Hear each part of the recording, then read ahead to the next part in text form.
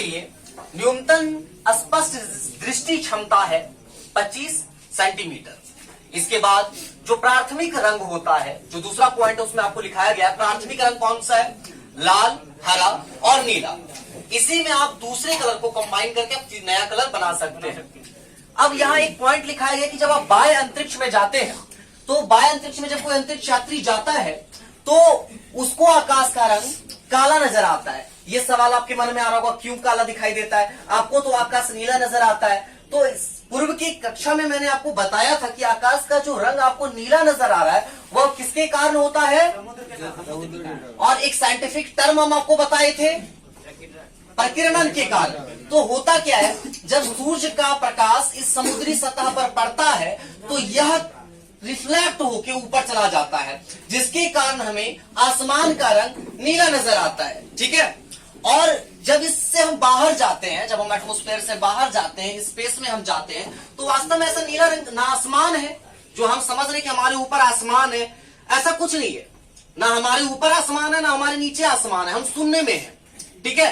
जब हम इससे बाहर जाते हैं, हम अपने अंतरिक्ष में जाते हैं, तो ऐसा कोई नीला रंग हमें दिखेगा ही नहीं दिखेगा, कुछ शून्य है। तो स्वाभाविक बात है कि आपको कालापन ही दिखाई देगा।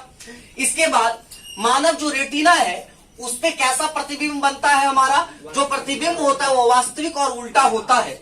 इसके बाद अगर आप एक समतल दर्पण लेते हैं, समतल दर्पण में एक व्यक्ति का प्रतिबिंब आपको चाहिए, वास्तविक प्रतिबिंब चाहिए, तो उसके लिए समतल दर्पण की जो न्यूनतम ऊंचाई होनी चाहिए वह कितनी होनी चाहिए, वह आपकी जो ऊंचाई है उससे आधा होना चाहिए।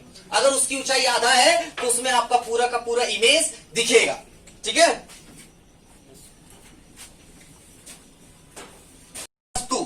जब कोई वस्तु दो समानांतर समतल दर्पण के बीच में रखी जाती है तो जो उससे प्रतिबिंब बनेगा वह अनंत होगा।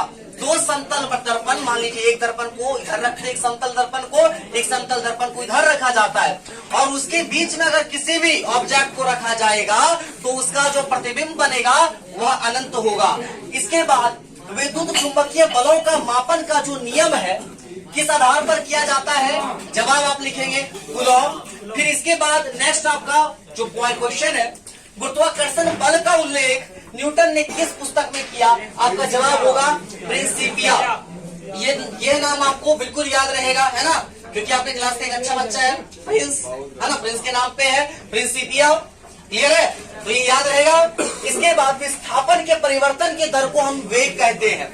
विस्थापन क्या होता है, कोई भी चीज पे अगर आप बल को प्रत्यारोपित करते हैं, बल को अगर लगाते हैं, समय के साथ उसकी स्थिति में जो परिवर्तन होता है उसको हम विस्थापन कहते हैं। और कोई भी चीज अगर विस्थापित हुआ है तो उसपे फोर्स लगा है, तो कितना फोर्स लगा है ना, तो ये विस्थापन के परिवर्तन के दर को आप वेग कह सकते हैं।